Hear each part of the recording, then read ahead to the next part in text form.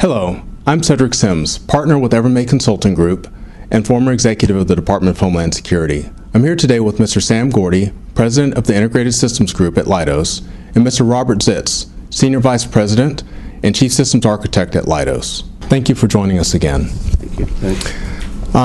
As you know, the cyberspace is very complex, and there's really no one silver bullet, no big bang kind of solution.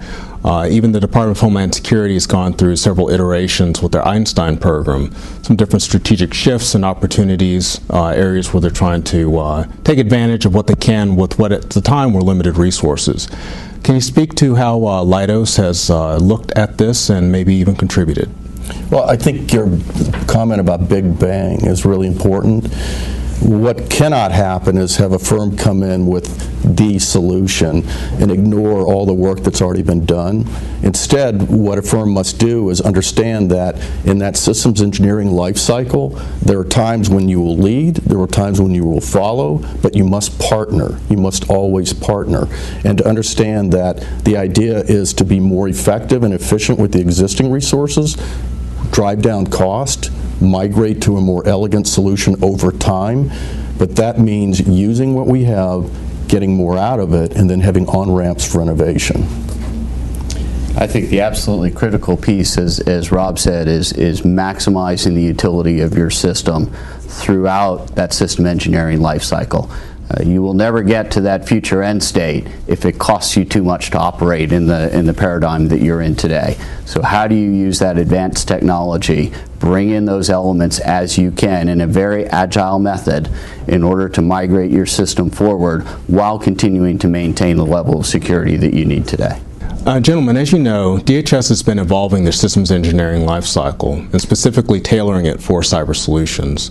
Can you speak to how Leidos applies systems engineering practices across its capabilities? Sure. Let's first talk about Homeland Security and systems engineering. The Department of Homeland Security's systems engineering lifecycle, in order to succeed, it depends upon an understanding that there are various stakeholders, and those stakeholders have roles that are critical. Sometimes they're leading, sometimes they're following, but it's got to be integrated and it must be unified.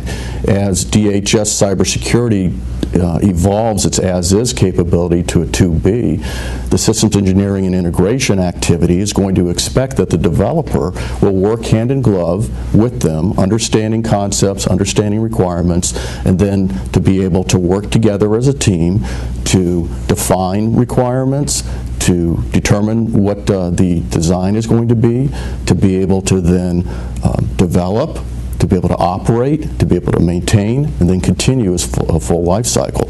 One of the other things that's important in the life cycle is that there are on-ramps for innovation, and the systems engineering life cycle does account for that.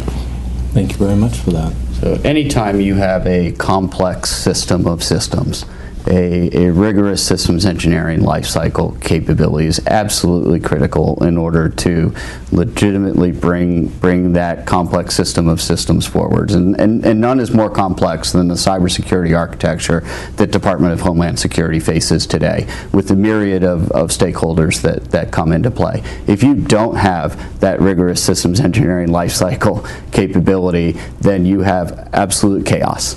And the imperatives of driving up efficiency, driving down cost, bringing in the advanced technology in order to migrate the cybersecurity system of systems into the future is absolutely critical, and that systems engineering lifecycle provides that framework and that architecture for accomplishing that goal.